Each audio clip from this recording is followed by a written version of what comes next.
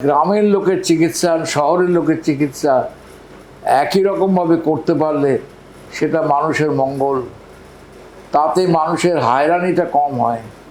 তার মানে এইটা যদি আমার থিওরি হয়, সেটাকে ঠিক করতে হলে গ্রামের হাসপাতালকে আরও উচ্চতর করতে হবে, ডাক্তারকে সমৃদ্ধ করতে হবে, ডাক্তারের অব্লিগেশনটাকে বাড়াতে হবে, ডাক্তারকে সাহায্য করে বলতে হবে এইটা করো, যাতে কলকাতার অত্যন্ত প্যালেশিয়াল বিল্ডিংয়ের লোক এবং গ্রামের সুস্থ পরিস্থিতি একই রকম চিকিৎসা পায়। এই একটা।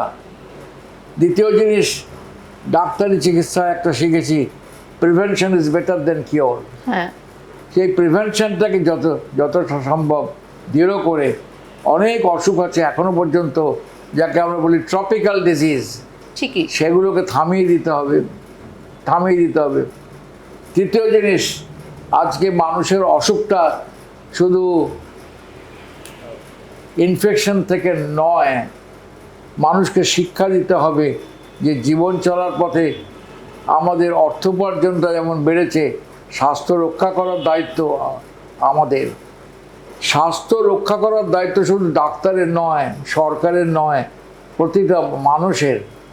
সুতরাং তিনভাবে যদি দেখা যায়, মানুষকে শেখাতে হবে তোমার কি দায়িত্ব তোমার স্বাস্থ্য রক্ষার, এর সঙ্গে পারিপার্শ্বিক আবহাওয়া, পারিপার্শ্বিক কালচার,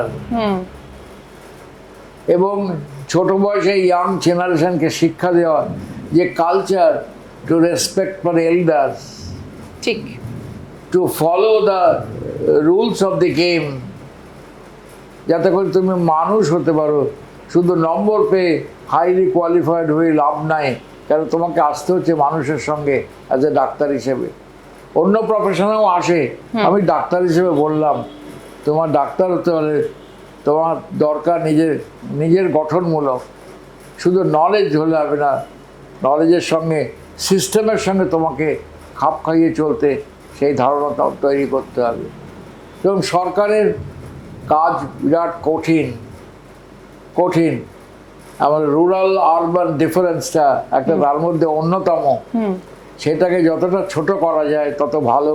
প্রিভেনশন এবং আমাদের পপুলেশন যেভাবে বেড়েছে, এই পপুলেশন অ্যান্ড হেলথ, অর্থাৎ পপুলেশন হেলথটাও ইম্পর্টেন্ট।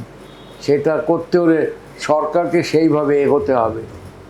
আচ্ছা, আর স্বচ্ছতা রাখতে হবে। সম্পূর্ণ ভিডিওটি দেখতে ভিজিট করুন আমাদের ইউটিউব পেজ দ্য ওয়ার্ল্ড আরোগ্য।